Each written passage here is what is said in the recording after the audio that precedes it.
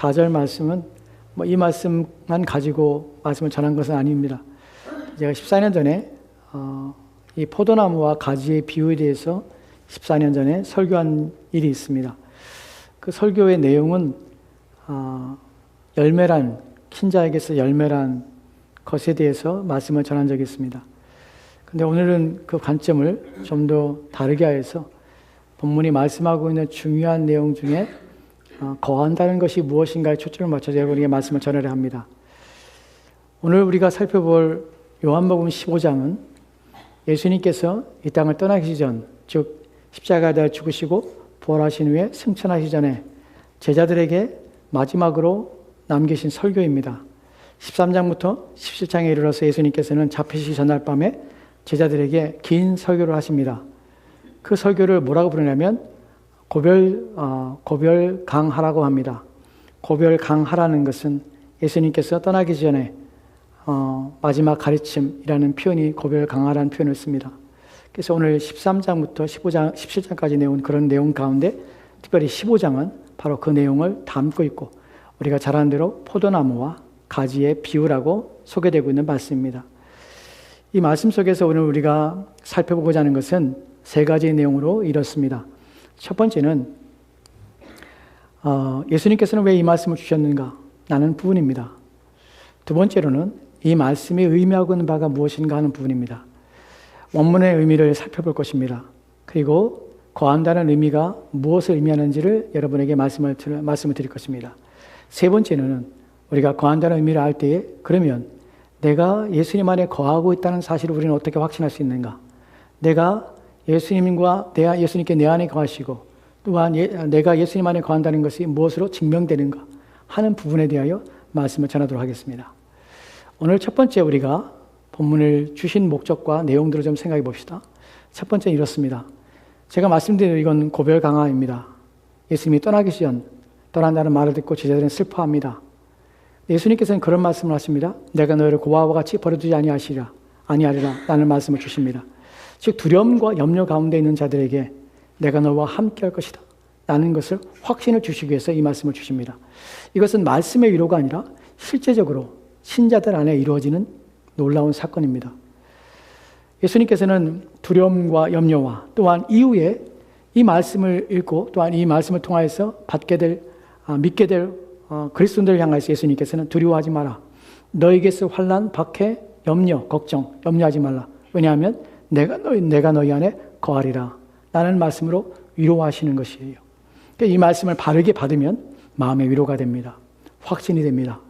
인생길을 가는 동안에 염려가 있을 때마다, 두려움이 있을 때마다, 근심이 있을 때마다 이 말씀을 떠올리며 신자는 위로와 확신, 소망을 얻게 됩니다. 그래서 이 말씀은 당시의 제자들만 아니라 오늘 이 말씀이 있는 모든 사람들, 이 말씀을 확신하는 모든 사람에게 큰 위로와 소망을 주는 말씀입니다. 이제 이 말씀의 의미를 좀 생각해 봅시다. 오늘 우리가 살펴볼 요한복음 15장 4절 말씀은 다시 한번 읽읍시다. 읽으면서 여러분들이 본문의 내용을 좀 생각해 보도록 합시다. 같이 읽겠습니다. 시작. 내 안에 거하라. 나도 너희 안에 거하리라. 가지가 포도나무에 붙어있지 아니하면 스스로 열매를 맺을 수 없음과 같이 너희도 내 안에 있지 아니하면 그러하리라. 아멘. 본문의 의미는 예수님께서는 내 안에 거하라. 나도 너희 안에 거하리라. 가지가 포도나무에 붙어있지 아니하면 스스로 열매를 맺을 수 없음과 같이 너희도 내 안에 있지 아니하면 그러하리라. 본문에서 표면적으로 우리 가운데 보이는 것은 거함과 거함 속에서 이루어지는 내용이 무엇인가 하는 부분입니다. 거함이 가져오는 결과는 무엇입니까? 열매입니다. 내 안에 거하면 너희가 열매를 맺으리라. 그러니까 흔히 이 본문을 통하여서 우리가 생각하는 것은 열매에 대한 것이 본문에 관심을 갖습니다. 물론 본문의 문맥이 그렇습니다. 문맥이 열매에 대한 관심을 갖습니다. 열매는 어떻게 맺는 것인가? 신자에게서 신자 다음에 열매를 맺는 것, 하나님의 의의 열매를 맺는 것은 우리의 노력과 또 우리의 수고의 결실이 아니라는 사실을 본문이 명확히 합니다. 신자가 열매를 맺는 것은 붙어 있음입니다. 붙어 있음이란 그리스도에게 붙어 있는가? 그리스도 안에 거하는가? 하는 것이 신자의 열매 맺음에 있어서 가장 중요한 핵심적인 요소입니다. 그런데 오늘날 우리 가운데서 많은 사람들이 열매 맺음에 대해서 자신의 종교적인 노력, 애씀, 수고를 통해서 열매를 맺으려는 경향성을 가지고 있다는 사실에 대해서 무엇이 문제입니까? 성경이 말하고 있는 본질의 핵심을 비켜나간 행위들을 한다는 것이에요. 본문에서 강조하고 있는 것이 무엇이냐면 열매 맺음은 너희에게 달린 것이 아니야. 열매 맺음은 무엇이냐면 나에게 달려있어. 어떻게? 너희가 내 안에 거하는 것에 달려있어. 라는 것이 우리 주님께서 말씀하시는 핵심이에요. 오늘은 이 부분이 아니라 우리는 어떻게 거하는가 하는 부분의 핵심을 가지려 합니다. 이 말이 사실이고 이렇게 된다면 나는 어떻게 그리스도와 함께 거할 수 있는가? 그분이 내 안에 거한다는 것을 나는 무엇으로 확증할 수 있는가? 무엇으로 그것이 입증이 되는가? 내가 정말 그분 안에 있는가 하는 것이 나는 무엇으로 그것을 증명되고 무엇으로 확인할 수 있는가 하는 부분에 대함입니다. 본문은 그 부분을 명확하게 우리 가운데 설명하고 있는데 사실은 본문을 잘 이해하지 못하기 때문에 우리는 본문을 읽어도 그 의미와 그 내용에 도달할 수 없는 사람들이 많이 있습니다. 오늘 그 부분을 명확히 하려 합니다. 본문에서 내 안에 거하라고 할 때 거한다는 단어는 메이나테라는 헬라어입니다. 그래서 메노라는 단어에서 왔습니다. 메노라는 단어는 머물다, 또한 거주하다, 살다, 견디다, 또한 유숙하다 라는 뜻을 가지고 있습니다. 이 예수님이 거하다는 이 단어가 명령형입니다. 너는 내 안에 거하라고 명령하십니다. 이 단어가 부정과거형인데요. 이것이 부정과거 명령형인데 이 사용된 용법을 보면 그 의미가 무엇이냐면 너는 즉각적으로 단어에게 내게 진입하라는 명령이에요. 너는 즉각적으로 단순히 어떠한 상태 속에 머물러 있다, 어떤 상태에 들어가서 그 상태 안에 있다라는 것이 아니라 너는 즉각적으로 단호하게 너의 마음의 결정을 다해서 너의 의지를 다해서 내 안에 들어오라 라고 주님 예수님께서는 명령하고 있다는 사실이에요. 이 부분이 본문에서 우리가 첫 번째로 우리가 관심을 가지는 내용입니다. 이 명령을 예수님께서는 제자들에게 하십니다. 너는 내 안에 너의 모든 전 존재를 다해서 내 안에 들어와라 라고 말하는 것이에요. 이 부분에서 우리가 생각할 것이 예수님 안에 거한다는 것은 우리가 우리의 잠시 잠깐의 생각들 속에서 또는 우리의 마음에 잠시 잠깐 머무는 것이 아니라 너의 전 존재가 거주할 목적을 가지고 예수님 안에 들어가서 그 안에서 터전을 잡고 그 안에서 살며 그 안에서 머무는 것이에요. 이것이 거하라는 단어 가지고 있는 첫 번째 이미지입니다. 그렇다면 거하라는 것은 내 전체가 내 생각만이 아니라 내 의지와 내 전 인격이 다해서 그리스도 안에 들어가는 무엇이라는 것이에요. 이 부분을 좀 더 명확하기 위해서 우리는 이것과 상반되는 내용이 있는 것을 우리는 살펴보려고 합니다. 이 내용과 상반되는 것이 잘라내는 가지가 있다는 것을 성경이 주님께서는 말씀하시는 것을 보게 됩니다. 요한복음 15장 2절 말씀을 보면 이렇게 기록된 것을 보게 됩니다. 요한복음 15장 2절 말씀입니다. 우리가 4절 말씀을 보고 있고 위에 예수님께서 먼저 말씀하신 내용입니다. 같이 들어갑시다. 시작. 물은 내게 붙어 있어 열매를 맺지 아니하는 가지는 아버지께서 그것을 제버리시고 무릇 열매 맺는 가지는 더 열매를 맺게 하려 하여 그것을 깨끗하게 하시니라. 가지치기의 내용이 나오고 또는 잘라내는 가지가 나옵니다. 우리가 어떤 한국에서 많이 팔렸던 책이 있는데 브루스 윌킨스라는 사람이 쓴 포도나무의 가지에 대해서 쓴 책이 있습니다. 저도 그 책을 읽은 적이 있는데 그 책은 본문의 이 2절 말씀의 내용을 잘못 해석하고 있어요. 그래서 위험한 책입니다. 본문에서 가지를 한글 성경도 명확하고요. 영어 성경도 명확합니다. 무엇이 명확합니까? 물은 내게 붙어있어 열매를 맺지 않는 가지는 아버지께서 제거해 버리시다. 본문에 분명히 제거한다는 표현을 씁니다. 그리고 물은 열매를 맺는 가지가 두 가지가 있는 것이에요. 열매를 전혀 맺지 못하는 가지와 열매를 맺는 가지를 대하시는 방식이 달라요. 열매를 맺지 못하는 가지는 무엇입니까? 제하여 버리는 것이에요. 이 제하여 버리다는 것을 브루스 윌킨스라는 사람은 무엇이냐면 가지치기로 비유합니다. 그래서 끊어내지 않는다. 그냥 잘 맺도록 가지치기를 하는 것이다. 라고 본문을 해석합니다. 이것이 무슨 문제 때문에 이런 해석이 나오게 되냐면 예수님 안에 붙어있는데 끊어질 수 있는가? 여기서 무엇을 여러분 연상할 수 있습니까? 내가 그리스도를 믿는데 내 구원이 취소될 수 있는가 하는 문제를 본문에서 사람들은 본문을 이해하는 본문으로 그런 우려를 가지고 본문을 보게 됩니다. 그 제하여 버린다, 잘라버린다는 단어를 영어 성경에는 cut off입니다. 잘라버리는 것이에요. 근데 잘라버리는 것이 cut off가 아니라 이것을 prune, 가지를 치는 것으로 브루스 윌킨스는 그렇게 해석합니다. 왜냐하면 무엇 때문에 두려움이 있냐면 내가 예수님을 믿는데 믿는데 어느 순간에 나의 구원이 취소되거나 나의 구원이 정지되거나 내가 구원에서 떨어질 수 있는가 하는 문제를 본문에서 자꾸만 살펴보려고 하기 때문에 그래요. 그런 문제 때문에 본문에서 제하여버린다, cut off라는 이 단어를 이것을 가지치기로 해석하면서 그렇지 않고 하나님께서는 가지를 쳐서 열매를 계속 맺도록 못 맺지만 맺을 수 있는 방향으로 만들어 가신다라고 본문을 이해하려 합니다. 그러나 그것은 사실과 다릅니다. 본문은 명확합니다. 하나는 무엇입니까? 잘라내는 것이, cut off 하는 것이. 하나는 무엇입니까? 열매를 많이 맺는 것은, 맺고 있는 가지는 더욱 가지치기를 해서 더욱 열매에 집중하도록, 열매를 맺도록 만드시는 것이. 본문은 두 가지 내용을 말하고 있는 것이. 그렇다면 우리가 우려하는 것이죠. 구원이 취소될 수 있는가 하는 부분이에요. 내게 붙어 있는데, 어떻게 예수님께 붙어 있는데 어떻게 cut off 됩니까? 라고 묻는 것이에요. 구원이 취소되면 얼마나 불안할까요? 성경은 구원이 취소될 수 없다고 누누이 말하고 있지 않습니까? 아버지께서 내게 주신 자 중에 내가 하나도 잃지 않겠다고 우리 주님 말씀하세요.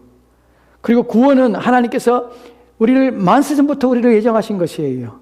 근데 우리 구원이 만세전부터 예정된 구원이 취소될 수 있는가?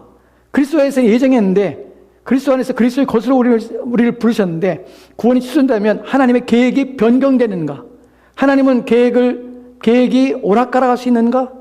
하나님은 시건치 않다고 말씀하시는데 하나님은 시건하시는가? 라는 부분에 대해서 우리는 고민하게 되는 것이. 왜 그러냐면 내게 붙어있으라는 말의 의미를 이해하지 못하기 때문에 그래요.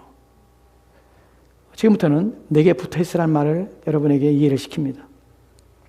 본문에서 내게 붙어있으라는 단어는 에논이라는 단어입니다. 헬라어에서 에논 이 단어는 현재 분사형입니다. 무슨 말이냐면 붙어있는 상태를 말하는 것이에요. 상황적인 조건을 말하고 있는 것이에요. 본문에서 붙어있다는 의미가 가지고 있는 것은 무엇이냐면 있다. 무엇이 있다? 붙어있는 상태로 있다 라고 표현됐어요. 근데 이게 수동형이에요. 예수님께서는 뭐라고 말씀하시면 내게 거한다는 표현을 하지 않고 내게 붙어있으라는 표현을 쓰는 것, 붙어있으라는 표현을 쓰는 것이에요. 근데 이것이 수동형이에요. 예수님께 붙어진 것이에요. 무엇인가? 이해가 됩니까 지금? 예수님께서는 내 안에 거하라고 말씀하셨습니다. 4절 말씀에서. 그런데 2절 말씀에서 잘라지는 가지에 대해서는 내게 붙어있는 것이 붙어있어. 예수님이 붙잡고 있는 것이 아니라 붙어져 있는 것이에요. 이해가 되십니까? 즉 예수님과 관계가 있는가 하는 부분이에요. 여기서 중요한 것이 거하다는 것과 붙어있는 것이 큰 다른 점이 무엇이냐면 붙어있는 것은 외적인 상황 속에서 붙어있는 것처럼 보이는, 즉 붙어있는 상태를 그냥 단순히 설명하는 의미입니다. 이것은 무엇이냐면 커넥트라는 의미 속에서 그냥 붙어있는 것이에요. 그런데 거하다는 것은 무엇을 의미합니까? 거하다는 것은 커넥트가 아니라 이것은 커뮤니언, 교제입니다. 상호 교제하는 것이에요. 즉 무엇이 다른가 하면 내게 붙어있을 수 있지만 수동형이에요. 나는 있지만 내게 붙어있는 것처럼 보이는 자들이 있어요. 이것은 참으로 거하는 자들이 아니에요. 자기들이 붙어있는 것이에요. 무엇을 의미합니까? 종교적인 행위를 통해서 내가 그리스도 안에 있는 것처럼 보이는 자들이 있었다는 것이에요. 구원이 취소되는 것이 아니에요. 구원은 취소되지 않습니다. 왜냐하면 그리스도를 통하여서 십자가에 달려 죽게 하신 그분이 그리스도의 피를 헛되게 하지 않습니다. 창세전부터 우리를 예정하신 그분이 우리의 구원을 취소하거나 변경하는 일들을 행하지 않습니다. 왜냐하면 하나님은 신실하신 하나님이세요. 신실한 말은 변함이 없는 것이에요. 그렇기 때문에 구원이 취소되거나 또한 구원이 멈추거나 또한 구원에서 떨어지거나 하는 일들은 발생하지 않습니다. 그런데 우리가 보기에 우리의 눈에 볼 때에 마치 구원이 취소되는 것처럼 보이는 경향이 있습니다. 어떤 사람이 그렇습니까? 스스로 자기가 붙어져 있는 것처럼 보이는 사람들이 있습니다. 예수님께서 내게 붙어져 있는 것처럼 보이는 자들이라는 것이 본문에서 내게 붙어 있으라는 말의 의미입니다. 즉 여기서 오해하지 말아야 되는 것이에요. 여러분 누가 그랬습니까? 예수님을 쫓았던 제자 중에서 가룟주가 그랬습니다. 그는 12 제자 중에 한 사람입니다. 예수님께 붙어져 있는 것처럼 보였습니다. 외향적으로 붙어진 것처럼 보이는 교양이 내가 마치 그 안에 거하는 것처럼 여길 수 있다는 것이, 그러나 거함과 붙어있으면 전혀 다른 내용이라는 사실이에요. 붙어있으면 내가 붙어진 것처럼, 커넥트된 것처럼 종교적인 행위와 또한 나의 신앙적인 모습들을 내 안에서 일으켜서 내가 그분 앞에 있는 것처럼, 내가 예수 그리스도를 고백하는 것처럼, 그래서 우리는 잘 속는 것처럼 내가 예수 그리스도를 믿는다고 고백할 때에 내가 믿는다는 고백을 내가 믿습니다 라고 사람들이 오해하는 것이에요. 예수 그리스도를 믿는다는 것은 내가 믿는 것이 아니라 그분이 나를 믿게 하는 행위예요. 즉 내게 있어서는 그분은 나를 믿어지게 하며 그분 앞에 나오게 하시는 일들을 그분이 행하시는 것이에요. 그러니까 우리는 바르게 설명하면 내가 믿는 것이 아니라 그분이 나를 믿게 하는 것이에요. 그러니까 나는 그리스도를 믿어지게 된 것이에요. 왜요? 그분이 나를 믿게 하셨기 때문에 그래요. 왜 예수 그리스도께서는 누구십니까? 믿음의 주요라는 표현을 쓰죠.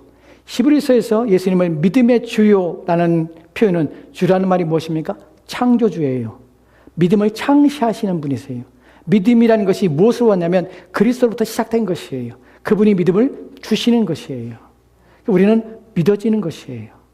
거하라는 명령은 있다라는 것과 붙어 있다라는 것과 거하는 것의 가장 큰 차이점은 무엇이냐면, 거하라는 것은 주님께서 명령형으로 우리가 주신 것일 뿐만 아니라 우리 가운데 무엇이냐면 주관적인 의지를 가지고 그분 안에 들어가는 것이에요.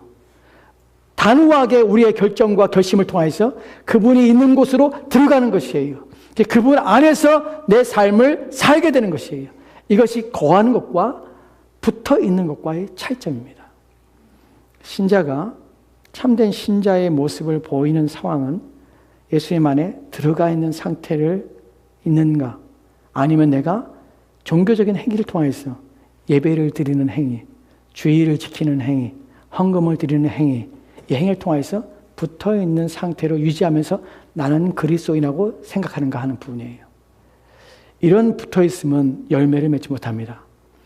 사람이 살면서 무엇인가 활동하지 않는다는 말이 아니라 하나님이 받으실 만한 의의 열매를 맺을 수 없다는 말이에요. 하나님께서 기뻐하시는 삶을 살 수가 없다는 말이에요. 그래서 이 부분은 참으로 위험한 것입니다.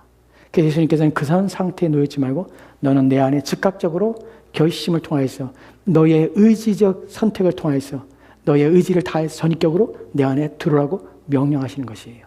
신자는 누구냐면 그 결심을 한 자들이에요. 그리고 그리스도 안에 나아가는 자들이에요. 이것이 내 안에 거하라는 말씀 속에서 주어지는 중요한 내용입니다. 다시 요한복음 15장 4절 말씀 보도록 합시다.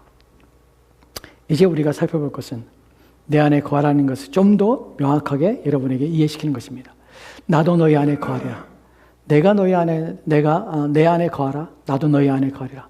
내 안에 거하라는 것에서 포도나무의 가지에 대해서, 가지가 줄기에 붙어있게 되는 것입니다.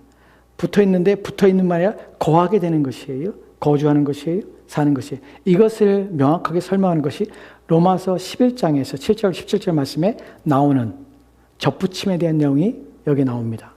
로마서 11장 17절 말씀 보도록 합시다.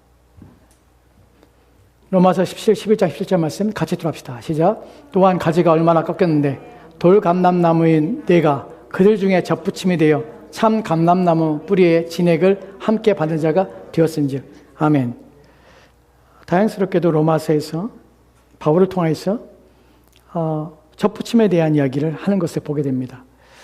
바울은 이걸 통해서 무엇을 알게 하고자 하냐면 이방인들의 구원이 어떤 방식으로 주어졌는지를 설명하고자 합니다. 이방인들아, 너희들은 구원이 어떻게 됐느냐? 너희가 어떻게 그리스도 안에 나오게 됐느냐? 어떻게 하나님의 백성이 되었느냐? 접붙임이 되었다. 너희는 누구인가? 너희는 돌감나무라. 돌감나무의 가지들인데 돌감나무 가지를 잘라서 이제 참 감람나무에 접붙임이 되어서 너희가 하나님의 자녀가 되었고 예수 그리스도 안에 들어오게 됐다. 라는 것을 설명합니다. 그래서 사실은 이 내용을 통해서 이방인들에게 겸손을 요구합니다. 너희는 원가지가 아니라, 그리고 원가지도 아끼지 않았기 때문에 접붙임 받은 너희 가지를 하나님께서 아끼시겠느냐? 겸손하라, 낮아지라, 너희 구원을 자랑하지 말라 하는 것을 본문이 말합니다. 근데 여기서 이 접붙임에서 놀라운 것은요, 원회적인 방식으로, 원이라는 것이 무엇입니까? 농사를 지을 때에, 과수원을 할 때에 과수원의 나무를 관리하는 것을 원해야 합니다. 그 나무를 관리할 때에 과수원의 주인은 나무들이 열매를, 좋은 열매를 맺기를 원하는 목적으로 나무를 심습니다. 과수를 심습니다. 과실수를 심을 때에 때로는 접붙임을 합니다.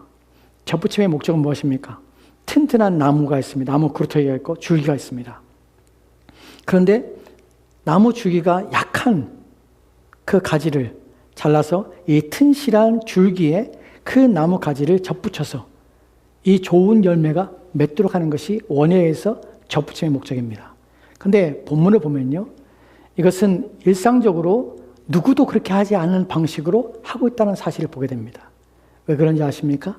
왜냐하면 돌감람나무인 내가 그들 중에 접붙임이 되어 참 감람나무의 뿌리 진액을 함께 받는 자가 되었으니, 돌감람나무인 내 가지가, 돌감람나무 가지를 끊어서 잘라서 참 감람나무의 줄기에 큰 튼실한 가지에 접붙이는 일들은 아무도 강하지 않습니다.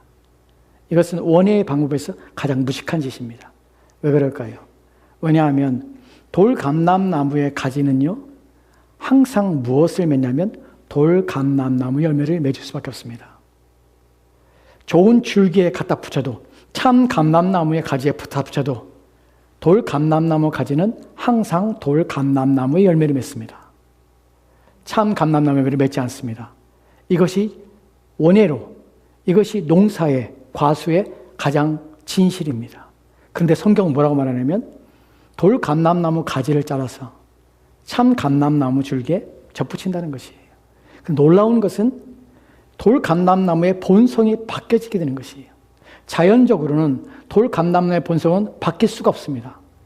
그런데 바울은 바뀐다고 합니다. 누가 그렇게 합니까? 하나님이 그렇게 하시는 것이에요. 돌감람나무의 본성이 돌감람나무 열매를 맺을 수밖에 없는데 그 본성을 바꾸셔서 참 감람나무의 진액을 받아서 참 감람나무처럼 열매를 맺게 하신다는 것이, 이것이 본문이 말하는 놀라운 하나님의 기적입니다. 무슨 말입니까? 저와 여러분은 어떤 존재입니까? 하나님 앞에서 의로운 것이 하나도 없는 존재입니다. 우리가 할 수 있는 일이라는 것이 무엇입니까? 하나님의 원수를 대하며 하나님을 대적하는 일들을 끊임없이 우리는 본성적으로 하는 존재들입니다. 그래서 성경 우리를 뭐라고 합니까? 죄인이라고 말을 하는 것이에요. 바울은 스스로를 죄인 중에 괴수라고 표현합니다. 어떤 의미에서 우리가 그리스도를 깊이 인식하고 내 안에 있는 죄의 본성들을 깊이 근접하여 경험하게 되는 순간에 우리는 흠칫 놀라게 됩니다. 왜냐하면 내가 사람들 앞에서는 내가 착한 것처럼 보이고 선한 것처럼 보일 수 있지만 사실은 하나님 앞에서 나는 의로울 것이 전혀 없을 뿐만 아니라 나는 끊임없이 본성적으로 하나님을 대적하는 존재라는 것이 나라는 사실을 인식하기 때문에 그래요. 이것이 하나님의 말씀을 대할 때에, 경험할 때에 우리 안에 일어나는 우리의 본질을 보게 되는 상황들입니다. 그런데 하나님께서는 그 본성상 진노의 자녀인 우리들을 접붙임받아서 우리의 본성인 악이 실행되고 악이 현현되는 것을 하나님 막으시고, 내가 맺지 아니하는, 나에게서 나오지 않은 뿌리의 진액이 나로 하여금 내 본질을 바꿔서 하나님이 기뻐하시는 열매로 나오도록 하나님이 만드신다는 것이에요. 이것이 우리에게는 놀라운 일입니다. 다시 요한복음 15장에 들어갔어요. 15장에서 4절 말씀에서 내 안에 거하고 너희가 내 안에 거하면, 내가 너희 안에 거하고 너희가 내 안에 거하면 너희가 열매 맺고, 여기서 주님께서는 자신을 통하여 공급하시는 어떤 것, 너희의 본성과 너희 본질을 완전히 바꾸시는 일들이 내 안에 거함으로 너희 안에 일어나게 된다는 것을 우리 가운데 말씀해 주는 것이에요. 여러분, 저와 여러분이 신자가 되는 이유는 무엇입니까? 그리스도께서 우리를 본질을 바꾸셨기 때문에 그래요. 중생이라는 것이 무엇입니까? 저와 여러분이 보이지 않는, 믿을 때에 보이지 않는 놀라운 기적과 같은 일이 우리 마음에 일어나는 것이에요. 이제 누가 됐습니까? 이제는 죄인이 아니라 성도라고 부름받는 존재가 된 것이에요. 무엇이 바뀌기 때문에 그렇습니까? 우리의 본성이 바뀌게 되기 때문에 그래요. 본성이 바뀌었다고 우리가 죄를 안 짓는 건 아닙니다. 죄의 유혹이 없는 것도 아닙니다. 하지만 무엇이 달라졌습니까? 우리의 근 내면이 바뀐 것이에요. 우리의 원리가 바뀐 것이에요. 그래서 무엇을 합니까? 죄를 죄로 인식하게 된 것이에요. 죄를 짓는 것에 머뭇거리게 되는 것이에요. 죄를 짓는 것을 기뻐하지 않게 되는 것이에요. 죄를 짓게 되면 우리 마음이 슬프게 되는 것이에요. 무엇 때문에요? 우리의 본성이 바뀌기 때문에 그래요. 이것이 가지에서 나오는 중요한 내용입니다. 이제 우리가 마지막으로 관심을 기울일 것이 무엇입니까? 그렇다면, 이 말씀이 그런 의미라면 내가 즉각적으로 단호하게 그리스도 안에 진입한다면, 그럴 때만 내 본성이 바뀌고 내 삶이 완전히 바뀐다면, 그럼 내가 그리스도 안에 들어가 있는 것, 그리스도가 내 안에 있는 것은 나는 무엇으로 확인하고 무엇으로 확인할 수 있는가, 어떤 일이 일어나는 것인가 하는 부분입니다. 마지막 내용을 볼 때에 요한복음 15장 7절 말씀은 이렇게 기록된 것을 보게 됩니다. 요한복음 15장 7절 말씀입니다. 같이 들어합시다. 같이 읽겠습니다. 시작. 너희가 내 안에 거하고 내 말이 너희 안에 거하면 무엇이든지 원하는 대로 구하라. 그리하면 이루리라. 아멘. 본문에서 너희가 내 안에 거하고 내 말이 너희 안에 거하면 이라는 말씀을 주님께서 하십니다. 이것이 우리 가운데 중요한 힌트를 줍니다. 주님이 내 안에 거한다는 것이 무엇인지를 설명해 줍니다. 너희가 내 안에 거하고, 그리고 이제 우리가 4절 말씀에 뭐라고 했습니까? 내가 너희 안에 거하면 이라는 표현을 썼습니다. 근데 7절 말씀에서는 너희가 내 안에 거하고 내 말이 너희 안에 거하면 이라는 표현을 씁니다. 여기서 우리는 주님이 내 안에 거하신다는 것이 무엇을 의미하는지 말이 내 안에 거함이라는 단어 속에서 그것이 명확해집니다. 주님의 말씀이, 주님의 말하심이 우리 안에 거하시면 이라는 의미라는 것이에요. 여기서 주님께서는 특별한 단어를 쓰시는데, 말이라고 할 때 헬라어에서는 로고스라는 단어를 씁니다. 일반적으로. 여기서는 레마라는 단어를 사용합니다. 레마라는 단어를 사용한 것은 무엇이냐면, 너희 안에 내 말이, 즉 나의 말씀이 너희 안에 가득 풍성이라는 의미로 로고스라는 단어가 쓰여지면 그런 의미입니다. 즉 지식이 많아야, 너희가 내 말씀에 대해서 깊은 이해를 가지면, 너희가 그것을 많이 알면 이라는 의미가 됩니다. 로고스를 사용하면. 레마는 그런 의미가 아니에요. 레마를 쓰는 이유는 너희가 나에 대한 지식이 많아지면 이라는 표현이 아니라, 너희가 내 말에 대해서 이해하고 내 말에 대해서 너희가 말을 너의 삶의 기준으로 삼고 그것에 대해서 인식하며 그것을 따르면 이라는 의미가 본문에서의 단어의 의미입니다. 무슨 말이냐면, 주님의 말씀이 내 안에 들어온다는 것은, 내 안에 거한다는 것은 그분의 말씀이 내 삶의 원리가 된다는 것이에요. 원리가 된다는 것은 내 삶의 체계가, 즉 나의 삶의 원칙, 규칙, 나의 삶의 중요한 판단의 근거, 이 모든 것이 주님의 말씀이라는 것이에요. 이것이 원리 체계의 변화라고 표현합니다. 그리스도인인 것은 어떻게 내가 주님이 내 안에 계시는 것을 알게 되는 것은 첫 번째로 무엇이냐면, 주님께서 내 안에 거하신다는 것은 그분의 말씀이 내 삶의 원리 체계로서 세워졌는가 하는 부분을 여러분이 생각하셔야 합니다. 삶의 원리 체계로 세웠다는 말이 무슨 말입니까? 내가 하는 모든 행동이 말씀에 근거하고 있는가 하는 부분이에요. 한 예를 들게요. 예전에 오래전입니다. 한 20년 전이죠. 정신요고 학생들이 정신요고에 찬양단이 있습니다. 아주 유명한 찬양단이 있었습니다. 그래서 많이 공연을 갔습니다. 정신요고 학생들이. 학생들이 많죠. 찬양단이니까, 합창단이니까 한 40명 정도 되는 학생들이, 그 당시에는 이제 버스를 대절해 가지고, 그래서 이 학교 저 학교에 가서 이제 공연을 합니다. 근데 한 번은 놀라운 것을 목도하게 됐는데, 학생들이 찬양을 끝나고서는 이제 다 인사하고 무대를 떠나서 이제 차에 올라와서 이제 가야 되는데, 학생들이 막 뛰어가는 것이에요. 그래서 신기했습니다. 왜 뛰어가지? 생각했습니다.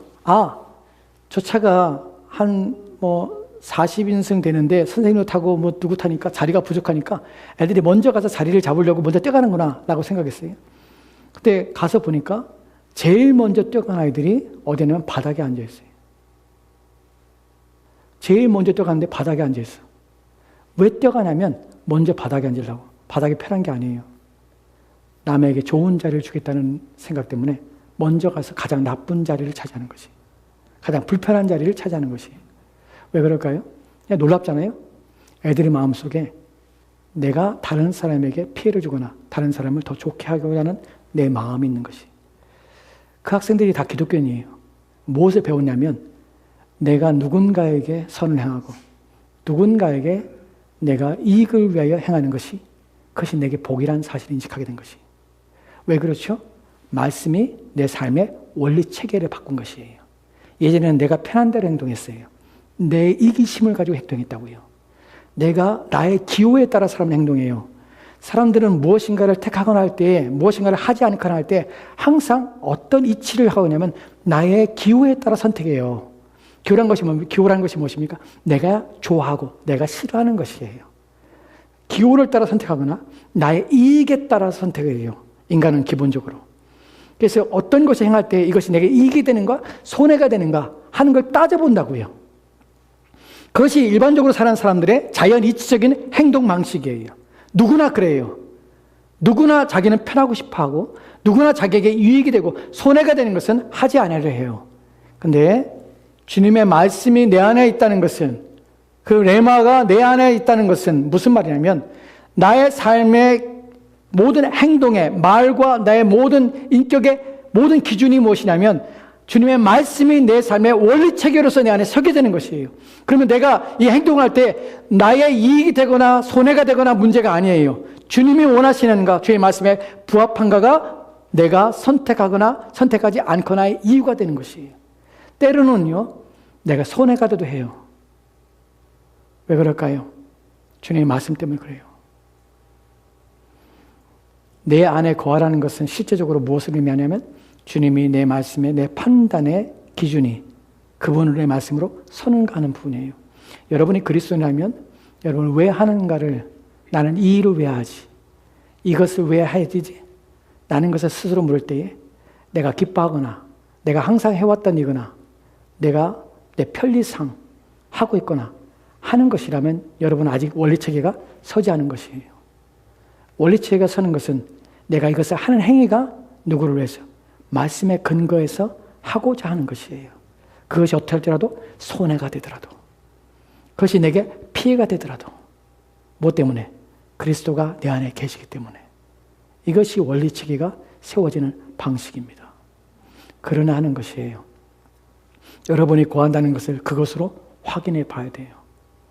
내가 왜 그렇게 하지? 내가 왜 그것을 하지 않지? 그것을 따져봐야 되는 것이. 두 번째 원리는 이것입니다. 나의 모든 에너지의 공급원이 그리스도가 된다는 말이 바로 내 안에 거하는, 주님이 내 안에 거하시는 방식이에요. 주님이 내 안에 거하신다는 것은 나의 모든 에너지원이 그분으로부터 공급되는 것이에요. 무슨 말입니까? 예전에 내가 살 때는 나의 기쁨이 되거나 나의 즐거움 되는 것들이 있습니다. 내가 살아갈 때 이유가 되는 것이 있습니다. 또한 내가 인내해야 될 이유가 되는 것도 있습니다. 때로는 나로 하여금 참아야 될 이유가 되는 것도 있습니다. 근데 에너지원이 주님으로 공급된다는 것은 이런 의미입니다.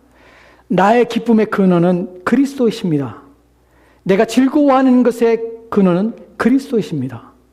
그러니까 내가 무엇을 기뻐하냐면 주님이 기뻐하는 것을 나는 기뻐하고, 내가 무엇을 미워하냐면 주님이 미워하신 것을 미워합니다. 내가 무엇을 하지 않냐면 주님이 원하지 않기 때문에 행하지 않습니다. 또한 내가 위로받아야 될 일이 있고 내가 인내할 일이 있다면 그 인내와 위로는 누구로부터? 자연적으로 내 안에 있는 참아야지, 견뎌야지 하는 나의 의지와 나의 결단에 나의 인내를 그것을 결부시키는 것이 아니라 오직 그리스도가 나의 인내의 근원이 되게 하는 것이에요. 그리스도를 생각하는 것이에요. 그분의 십자가의 죽으심을 생각하고 나도 참는 것이에요. 고난이 다가올 때 그 고난에 대해서 이해가 무엇이냐면 그리스도께서 고난당하심을, 나를 위하여 고난당하심을 내가 생각하는 것이에요. 그리고 그 고난을 내가 그리스도를 위하여 참는 것이에요. 이것이 나의 모든 근원, 나의 모든 에너지를 누구로부터? 주님으로부터 공급받는 것. 이것이 바로 내가 그리스도 안에 있는 것이에요. 여러분이 그런가 생각해 보셔야 돼요. 여러분이 외로울 때, 여러분이 힘들 때, 여러분이 지칠 때 무엇이 여러분의 삶의 활력이 됩니까? 무엇이 여러분의 살아가야 될 이유가 됩니까? 삶이 때로는 우리를 공고하게 할 때에, 또한 삶이 무의미할 때에, 왜 사나 싶을 때에 여러분이 무엇 때문에 여러분이 살게 하는 것입니까? 야, 내가 그래도 벌어놓은 돈이 있으니까, 내가 그래도 자식들도 있고, 그것이 여러분의 위로입니까? 내가 어려움이 힘들 때 자식들이 나를 위로해 주지, 내 자녀가 나를 위로해 줄 거야, 내 아내가 나를 위로해 줄 거야, 또 내 옆에서 힘이 돼 줄 거야. 물론 그것이 여러분에게 힘이 완전히 돼서는 안 된다는 표현이 아닙니다. 그러나 여러분의 중심에 그리스도가 여러분의 위로요, 그리스도가 여러분의 소망이요, 그리스도가 여러분의 평강이냐는 것이에요. 내 삶에 공허함이 올리올 때에 예수 그리스도를 생각하니까 소망이 있고, 인생을 살면서 어려울 때마다 주님 만날 생각 때문에 내 삶에서 힘으로도 일어나 걸어갈 수 있는 능력을 얻게 되는가 하는 부분이에요. 이 부분이 거한다는 말 속에 여러분이 스스로를 판단해보고 평가할 수 있는 기준이라는 것입니다. 마지막 하나 더 봅시다. 하나는 무엇이냐면, 여러분의 삶의 의지가, 또한 여러분의 삶의 동력이, 의지와 방향이 어떤 방식이냐면 순종하고자 하는 일이 아니라 거하는 방식으로 바뀌게 된다는 것이에요. 무슨 말인가 하면, 여러분의 삶의 방향은 하나님 말씀을 들었으니까, 하나님 말씀이 이렇게 말씀하시니까, 이렇게 말씀하셨으니까 내가 순종해야지 라고 말합니다. 그것이 나쁘다는 말은 아니에요.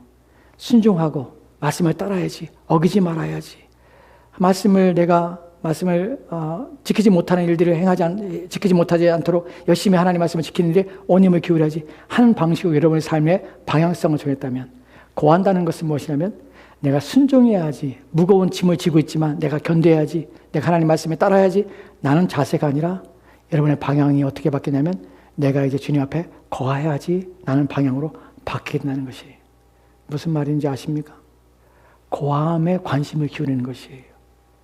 지켜야지 하는 것이 아니라 내가 그리스도 앞에, 그리스도와 연합하여서 그분과 더불어서 그분과 함께 하는 것이 내 삶의 방향성이 되어서 그것을 위해서 매진하는 삶을 살아간다는 것이에요. 내 안에 거하라는 것은 한순간이 아닙니다. 어떤 일정한 때만이 아니에요. 저 아는 목사님이 자녀가 있는데 그 자녀가 어느 날 새벽기도 나왔대요. 그 목사님이 너무 놀랐대요. 이럴 놈이 아닌데. 그랬더니 생각해 보니까 그놈이 대학 입학고 대학 입시를 눈앞에 두고 있는 것이 딱 한 달 전에 나온 것이. 그래서 뭐 열심히 기도하더래. 그래서 야, 그래도 대학을 입시한다고 준비한다고 열심히 기도하는구나. 아유, 그래도 이렇게 해서라도 신앙의 자랑 얼마나 좋을까 하고선 기대했대요. 그러고서 근데 어느 날 갑자기 딱 새벽기도 안 나오더래. 딱 날짜를 봤더니 이제 대입 고사를 끝난 거야. 자기 할 일을 다 한 것이야. 그러니까 어느 때만 우리가 주님을 찾고 있고, 무슨 일에만 주님을 의지하며, 어떤 상황에서만 주님과 함께하기 원하는 것, 거함이 아닙니다. 그것은 뭡니까? 붙어 있는 것이에요. 거함은 내 모든 상황과 환경 속에서 내가 주님 앞에 머물고 주님과 함께하고 싶어서 그것을 목적으로 삼아서 끊임없이 그분 앞에 나아가고 있는 자세요, 태도인 것입니다. 여러분이 그러한가 하는 것이에요. 말씀을 맺습니다. 여러분, 주님께서는 즉각적으로 단호하게 우리 가운데 명령하십니다. 너는 내 의지, 너의 주권적인 의지를 가지고 내게 들어와라 라고 요구하십니다. 요구하시는 목적은요, 우리가 지금 새 사람 되게 하시는 것입니다. 접붙임을 통해서 우리가 우리의 본성을 어기는 놀라운 하나님의 신비와 또한 비밀과 능력을 경험케 하십니다. 그 삶을 완전히 바꾸십니다. 그것이 신자의 삶입니다. 이 삶의 거함은 필수입니다. 누구는 되고 누구는 하지 않아도 되는 문제가 아닙니다. 모든 신자는 주님의 명령 앞에 서서 거함 속에 들어와야 되는 것이에요. 그래야만 저와 여러분이 소망이 있습니다. 그래야만 저와 여러분이 열매를 맺습니다. 그래야만 우리를 지으신 하나님의 목적에 부합한 삶을 살 수가 있는 것입니다. 그리스도 안에 거하십시오. 기도합시다. 하나님, 오늘 주의 말씀이 됐습니다. 주의 말씀 속에서 내 안에 거하라. 나는 말씀의 의미가 무엇인지, 나는 어떻게 그리스도 안에 거하며 거한다는 의미가 무엇이고, 나는 그것을 어떻게 확인하며 어떻게 증명할 수 있는가 하는 부분에 대하여 말씀을 통하여 살펴봤습니다. 우리가 주님 앞에 거할 수 있도록 우리를 불러주시고 거하라 말씀하신 주님, 우리가 주님 앞에 늘 거하며 또한 주님과 함께 할 수 있는 삶을 살아내도록 주여 도와주옵소서. 주께서 함께 원하오며 예수님 이름으로 기도합니다.